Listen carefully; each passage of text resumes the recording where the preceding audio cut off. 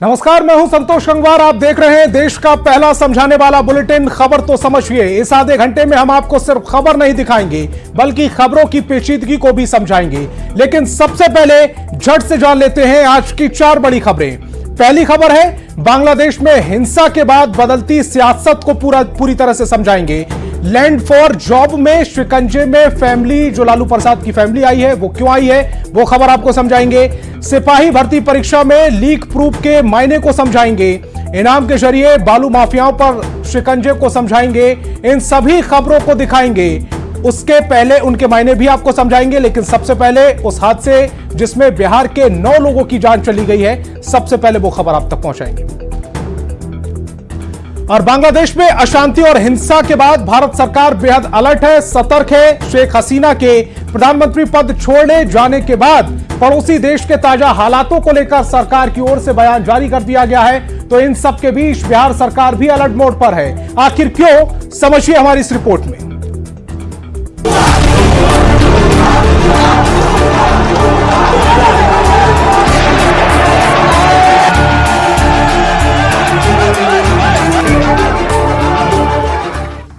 बांग्लादेश में तख्ता पलट और हिंसा के बाद हालात लगातार बिगड़ते जा रहे हैं।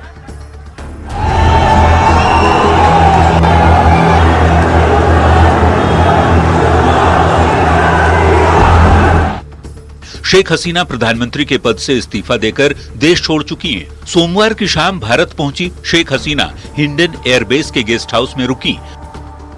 पड़ोसी मुल्क में हिंसक प्रदर्शन के बाद भारत सरकार की भी पैनी नजर है। मंगलवार को दिल्ली में सबसे पहले सर्वदलीय बैठक बुलाई गई। सरकार पूरे मामले पर गंभीरता दिखाई तो विपक्ष ने भी इस मुद्दे पर सरकार का साथ देने का फैसला किया।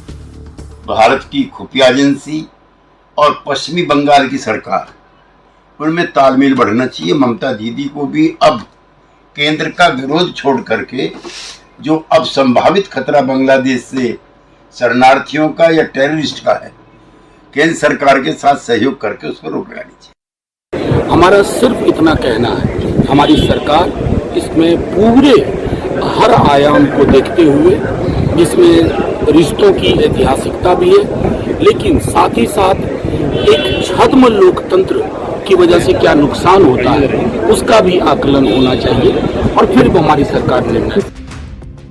राज्यसभा में विदेश मंत्री एस जयशंकर ने बांग्लादेश के हालात पर मंगलवार को बड़ा बयान देते हुए कहा कि बांग्लादेश में मंदिरों पर हमले हुए, वहां के हालात पर भारत सरकार की नजर है और बांग्लादेश में रह रहे भारतीयों से लगातार संपर्क साधा जा रहा है। Monitoring the situation with regard to the status of minorities, there are reports of initiatives by various groups and organizations to ensure their protection and well-being. In the last 24 hours, we have also been in regular touch with the authorities in Dhaka. Bangladesh की स्थिति को लेकर बिहार सरकार भी alert mode पर है। Police मुख्यालय ने सीमावर्ती इलाकों में अलर्ट जारी कर पुलिस की गश्ती बढ़ाने का निर्देश दिया है। हमारी सरकार पूरी तरीके से सीमावर्ती क्षेत्रों में मुस्तैद है और ये समस्या कोई एक दिन की नहीं है और कोई इस तरह की बात नहीं है। सरकार सीमा पर सजग है। बिहार सरकार विशेष तौर पर इसलिए भी सतर्क है क्योंकि किशनगंज जिले से बांग्लादेश बॉर्डर की दूरी मात्र 17 किलोमीटर है। देवीगंज, लोधन, चोपड़ा से फुलवारी तक बॉर्डर पर फेंसिंग की गई है। बीएसएफ की गश्ती बढ़ाने का दिल्ली से विशेष निर्देश जारी किया गया है। पड़ोसी देश बांग्लादेश में हिंसा और अशांति के बीच भारत पूरे हालात पर नजर बनाए हुए है। खासकर बांग्लादेश में रह रहे हिंदू अल्पसंख्यकों को लेकर भारत सरकार बेहद गंभीर है। Bureau report, news 18।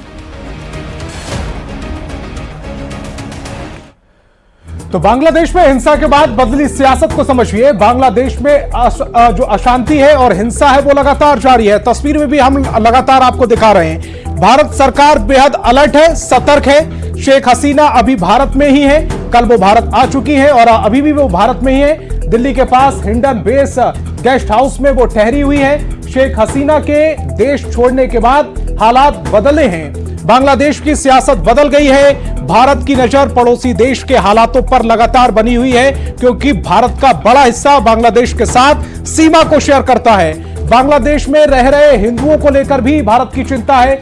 विदेश मंत्री एस जयशंकर ने सदन में बयान दिया है कि बांग्लादेश के अल्पसंख्यक हिंदुओं पर हमारी नजर है। वहां कई मंदिरों को तोड़ने की तस्वीरें आ रही हैं। हिंदुओं के घरों को लूटा गया है। साथ ही साथ बांग्लादेश की हिंसा के बाद बिहार में भी अलर्ट जारी कर दिया गया है। सीमावर्ती इलाकों में सख्त गश्ती की जा रही है। इसके निर्देश केंद्र सरकार ने दे दिए हैं। किशनगंज जिले से 17 किलोमीटर दूर है बांग्लादेश बॉर्डर, जहां से घुसपैठ ना बढ़े, इसको लेकर तमाम तरह के निर्देश दिए गए हैं। लगाम लगाने की कोशिशें की जा रही हैं। और रेलवे में लैंड फॉर जॉब केस में लालू परिवार की मुश्किलें बढ़ती ही नजर आ रही हैं। जमीन के बदले नौकरी मामले में ईडी ने लालू प्रसाद, तेजस्वी समेत 11 आरोपियों के खिलाफ नई दिल्ली के राउज एवेन्यू कोर्ट में सप्लीमेंट्री चार्जशीट दाखिल कर दी है। करीब 1000 पेज की सप्लीमेंट्री चार्जशीट पर कोर्ट में 13 अगस्त को सुनवाई होगी। लालू फैमिली पर बढ़ते शिकंजे को लेकर सियासत भी तेज है।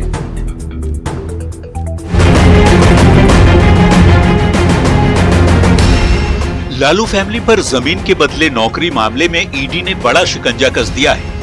लालू प्रसाद और तेजस्वी यादव सहित 11 आरोपियों के खिलाफ राउज एवेन्यू कोर्ट में सप्लीमेंट्री चार्जशीट दाखिल की गई है। इस चार्जशीट में मीसा भारती का भी नाम है। 13 अगस्त को दिल्ली की राउज एवेन्यू कोर्ट इस मामले में सुनवाई करेगी। ये मामला रेलवे में हुई भर्ती में धांधली से जुड़ा है। आरोप है कि लालू प्रसाद ने रेल मंत्री रहते लोगों को नौकरी के एवज में उनसे जमीन और फ्लैट लिखवाए थे। लालू फैमिली पर जांच एजेंसी के शिकंजे के बाद सियासत तेज है। जेडीयू और बीजेपी के नेता तंज कसते हुए लालू परिवार पर निशाना साध रहे हैं। इस पर हमको क्या कहना है? कोई जांच एजेंसी है, वो जांच कर रही है, उसको जांच में जो तथ्य आता है वो दे रहा है। और ये तो लंबी प्रक्रिया होती है, इसमें अलग अलग पड़ाव आते ही हैं। तो इसके न्यायिक प्रक्रिया है, ये अनुसंधान की प्रक्रिया है। इसके संबंध में कोई हम लोग बाहर से क्या कर सकता है? ये लालू का परिवार आदतन भ्रष्टाचारी अपराधी परिवार है। सीबीआई ने आज चार्जशीट में तेजस्वी, लालू समेत 11 लोगों के नाम दर्ज किए हैं। दरअसल इन लोगों को राजनीति में रहने का कोई अधिकार नहीं।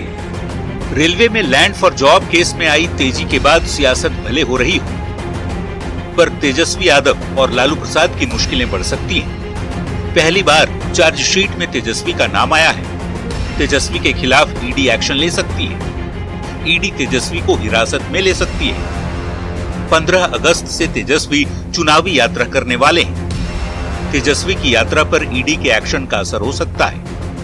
आरजेडी के चुनावी कैंपेन को भी झटका लग सकता है और इसका असर 2025 के विधानसभा चुनाव में भी देखने को मिल सकता है। जाहिर है इस केस में पॉलिटिक्स तेज है। अब सभी की नजर 13 अगस्त पर टिकी है, जब राउज एवेन्यू कोर्ट मामले की सुनवाई करेगा। न्यूज़ 18 के लिए दिल्ली से शंकर आनंद और पटना से शैलेंद्र के साथ ब्यूरो। तो चलिए आपको समझाते हैं लैंड फॉर जॉब मामले में शिकंजे में लालू की फैमिली क्यों है। ईडी ने लालू, तेजस्वी समेत 11 आरोपियों पर शिकंजा कसा है। 11 आरोपियों के खिलाफ सप्लीमेंट्री चार्जशीट दाखिल की गई है। पहली बार तेजस्वी यादव का नाम भी सामने आया है। चार्जशीट में तेजस्वी यादव का नाम उसमें रखा गया है। रेल मंत्री रहते हुए लालू प्रसाद पर आरोप लगे थे। रेलवे में नौकरी के बदले जमीन लिखवाने का लालू प्रसाद यादव पर आरोप लगा था। नौकरी लेने वाले कई लोगों से पूछताछ में इस बात का खुलासा भी हुआ है।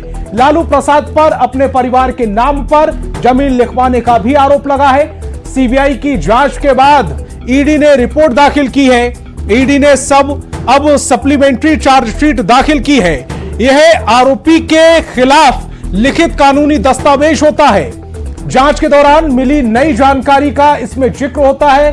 लालू, तेजस्वी और मीसा भारती का नाम चार्जशीट में दाखिल है। तो बड़ी बात यह है कि लालू का भी नाम है, तेजस्वी का भी नाम है और साथ ही साथ मीसा भारती का भी नाम चार्जशीट में दाखिल है। चार्जशीट से लालू, तेजस्वी और मीसा की मुश्किलें बढ़ सकती हैं। तेजस्वी के खिलाफ ईडी एक्शन ले सकती है। 15 अगस्त से तेजस्वी चुनावी यात्रा निकालने वाले हैं। तेजस्वी की यात्रा पर ईडी के एक्शन का असर होता दिख सकता है। 2025 के चुनाव में भी इसका असर पड़ता हुआ दिख सकता है। 2025 में विधानसभा चुनाव है बिहार में और उस पर भी इसका असर पड़ता हुआ दिख सकता है। कल यानी बुधवार से बिहार से सभी जिला मुख्यालयों से सिपाही भर्ती परीक्षा का आयोजन किया जा रहा है।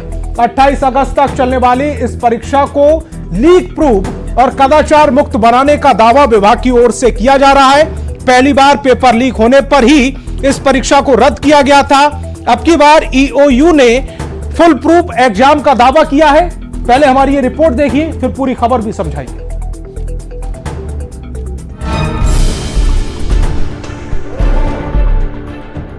पिछली बार प्रश्न पत्र लीक होने के बाद दोबारा बिहार पुलिस भर्ती की परीक्षा बुधवार यानी 7 अगस्त से शुरू हो रही है। प्रदेश भर के सभी 38 जिलों में 545 केंद्रों पर परीक्षा आयोजित की जाएगी। 7 अगस्त से 28 अगस्त तक परीक्षा का आयोजन होगा। प्रदेश भर में कुल 545 केंद्र बनाए गए हैं। 17,87,720 अभ्यर्थी परीक्षा में शामिल होंगे। पारदर्शिता और कदाचार मुक्त परीक्षा का दावा किया गया है। सीसीटीवी निगरानी में परीक्षा होगी। परीक्षा केंद्रों पर 500 गज के दायरे में धारा 144 लगी रहेगी। अफवाहों, अनचाहे फोन कॉल से सतर्क रहने की अपील भी की गई है। बहुत से साइबर फ्रॉडस्टर्स हैं, बहुत से ऐसे पुराने प्रोफेशनल गिरोह हैं जिनके ऊपर हम लोग नजर रखे हुए हैं। कुछ हम लोगों को सूचना जो हम लोगों ने नंबर और ईमेल आईडी सार्वजनिक किए हैं, पता चल रहा है कि अभ्यर्थियों को कांटेक्ट कर रहे हैं। तो इस बार किसी भी कीमत पर परीक्षा में धांधली और प्रश्न पत्र लीक जैसे मुद्दों को लेकर पुलिस प्रशासन अलर्ट है। लीक प्रूफ परीक्षा के लिए ईओयू तैयार है। ईओयू का हेल्पलाइन नंबर भी जारी किया गया है। 8544428404 पर शिकायत की जा सकती है। इस नंबर पर साइबर ठगों की शिकायत कर सकते हैं। हेल्पलाइन ईमेल cybercell@NIC भी जारी की गई है। शिक्षक के बाद सबसे ज्यादा संख्या में बहाल होने वाले सिपाहियों की परीक्षा को लेकर विभाग बेहद गंभीर है। लीक प्रूफ परीक्षा के दावों के बीच सभी को यही उम्मीद है कि सिपाही भर्ती की परीक्षा बगैर किसी शिकायत के संपन्न हो। न्यूज़ 18 के लिए पटना से संजय कुमार के साथ ब्यूरो रिपोर्ट। सिपाही भर्ती परीक्षा के लीक प्रूफ के मायने को भी समझिए। सिपाही भर्ती की परीक्षा बिहार में आयोजित हो रही है। 7 से 9 अगस्त तक परीक्षा का आयोजन हो रहा है। सभी 38 जिलों में 545 सेंटर पर एग्जाम होगा। करीब 18 लाख अभ्यर्थी परीक्षा में शामिल होंगे। 1 अक्टूबर 2023 को कांस्टेबल भर्ती परीक्षा का पेपर लीक हुआ था। इसके बाद दोबारा सिपाही भर्ती की परीक्षा हो रही है। इस बार लीक प्रूफ एग्जाम की तैयारी है। ईओयू ने हेल्पलाइन नंबर भी जारी किए हैं। इस बार किसी भी हाल में परीक्षा की फुल प्रूफ तैयारी है। एग्जाम सेंटर के बाहर धारा 144 लगाई गई है। सीसीटीवी की निगरानी में परीक्षा का संचालन होगा। सरकार कदम फूंक कर रख रही है। बार बार पेपर लीक होने से बिहार की बदनामी होती है, सरकार की छवि खराब होती है। हाल ही में नीट पेपर लीक कांड में किरकिरी हो चुकी है। पटना से रांची तक सॉल्वर गैंग का खुलासा भी हुआ है। मेडिकल छात्र से लेकर डॉक्टर तक, प्रोफेसर तक इसमें शामिल थे।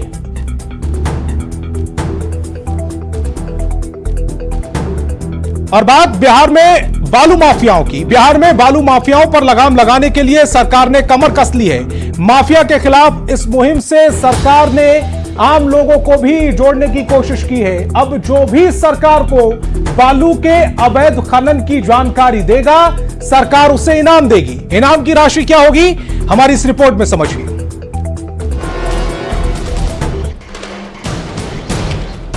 बिहार में नासूर बन चुके अवैध बालू खनन को रोकने के लिए सरकार अब सख्त हो गई है।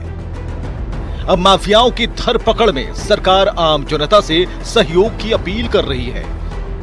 अवैध खनन की सूचना देने वालों को सरकार इनाम देगी और इसके लिए सरकार ने 2 मोबाइल नंबर जारी किए हैं। पहला नंबर है 9473191437 और दूसरा नंबर है 9939596554, जिस पर कॉल करके आप कभी भी अवैध खनन की सूचना दे सकते हैं। सूचना के हिसाब से सरकार सूचना देने वाले को इनाम देगी। ओवरलोडेड ट्रैक्टर की सूचना देने पर 5,000 रुपए मिलेंगे। ट्रक जैसे अन्य बड़े वाहन की सूचना देने पर 10,000 रुपए मिलेंगे। जन भागीदारी को बढ़ावा देने के लिए ओवरलोडेड वाहनों के आवागमन की सूचना देने वाले आम नागरिकों को प्रोत्साहन राशि देने का निर्णय लिया गया है। ट्रैक्टर जैसे छोटे वाहनों पर ओवरलोडिंग की सूचना देने वाले लोगों को राज्य सरकार की ओर से 5,000 रुपया की प्रोत्साहन राशि दी जाएगी। बिहार में मौजूदा समय में कुल 891 बालू घाट हैं, जिनमें से 488 पीला बालू घाट हैं, जबकि 403 सफेद बालू घाट हैं। फिलहाल 15 जून से 15 अक्टूबर तक इन सभी घाटों पर बालू खनन बंद है। बालू खनन के खिलाफ सरकार की ये पहली कार्रवाई नहीं है। इससे पहले भी समय समय पर सरकार अवैध खनन के खिलाफ एक्शन लेती रही है। सिर्फ वित्तीय वर्ष 2024-25 की बात करें तो अब तक अवैध खनन के खिलाफ 6,095 छापेमारियां की गई, जिनमें 3,462 वाहन जब्त हुए। 832 प्राथमिकी के साथ अब तक कुल 375 लोगों की गिरफ्तारी भी हुई है। इतना ही नहीं, इन छापेमारियों के दौरान करीब 43 करोड़ 44 लाख रुपए की राशि वसूली भी गई है। डिप्टी सीएम विजय सिन्हा ने जब से खनन विभाग के मंत्री का पद संभाला है, तब से वो बालू माफियाओं को चेतावनी दे रहे हैं कि अगर माफिया बाज नहीं आए तो उन्हें उन्हीं की भाषा में समझाया जाएगा। अवैध खनन की रोकथाम को लेकर वे लगातार कई कड़े फैसले ले रहे हैं और इसी कड़ी में अब जनता से भी सहयोग की अपील की गई है। पटना से संवाददाता आनंद अमृतराज के साथ ब्यूरो रिपोर्ट, न्यूज़ 18।